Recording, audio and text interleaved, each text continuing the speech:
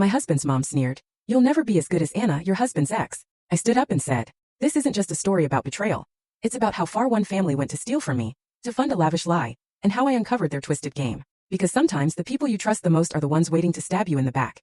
And the truth, when it finally comes out, can dismantle everything you thought was real. Let me take you back 18 months to a time when I still believed in fairy tales, or at least the idea of marrying into a difficult family that would eventually accept me. My mornings back then started sharp at 7 a.m. at Hartford Financials.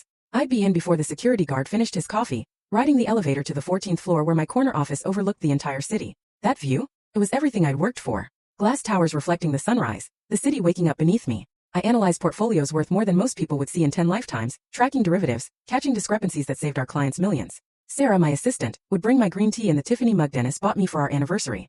The Henderson account has some interesting movement, she'd say, and I'd dive into spreadsheets that told stories of money flowing through channels it shouldn't. The irony, I tell you, still burns. I could spot financial fraud from 1,000 yards away in someone else's life. Dennis would text around 10 a.m., usually something sweet about lunch or a reminder about dinner with his parents. He was a freelance consultant, business strategies, workflow optimization, the kind of vague descriptions that sounded impressive but generated an unpredictable income. Some months he'd land a big client, and we'd celebrate at fancy restaurants. Other months I'd quietly cover our mortgage, his car payment, and the credit cards without ever mentioning it. We'd been married 3 years, together for 5. He had this charm, those dark eyes that crinkled when he laughed, hands that always found mine in a crowd. He made me feel chosen. I loved how he'd dance with me in our kitchen, how he'd leave notes in my lunch bag. Every Saturday we'd drive to Queens to visit his parents, 40 minutes of holding hands, listening to whatever podcast he was obsessed with. But the moment we pulled into their parking lot, something would shift. His hand would slip from mine.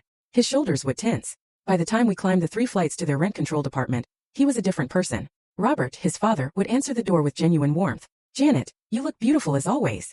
He'd take the $15 Merlot I always brought, the one Barbara never drank but I kept bringing anyway. The flowers I picked up from the bodega would disappear into a vase, barely acknowledged. Barbara, my mother-in-law, would be holding court in her living room, surrounded by photos of Dennis from every stage of his life, except the recent ones that included me. She'd look up from whatever she was pretending to read and offer that tight smile that never reached her eyes. Oh, you're here, Dennis. Did you see the article about Anna's promotion?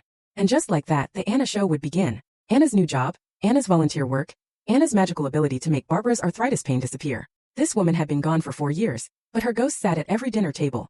Anna made the most amazing lasagna. Barbara would sigh over my carefully prepared casserole. She had this special ingredient. Love. Dennis would shift uncomfortably, maybe squeeze my knee under the table, but he'd never speak up. Never say, Mom, Janet's right here. Never mention that Anna had cheated on him with his former best friend, which is why they'd broken up. Full story on the channel. Link below. Click now and watch what happened next.